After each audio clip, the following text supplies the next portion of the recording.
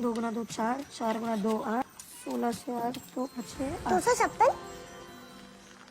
क्या बोला? तुम्हारा घनमूल। ये ना 8 अंक का नंबर है और तू खुद 5 साल की है। हाँ, 256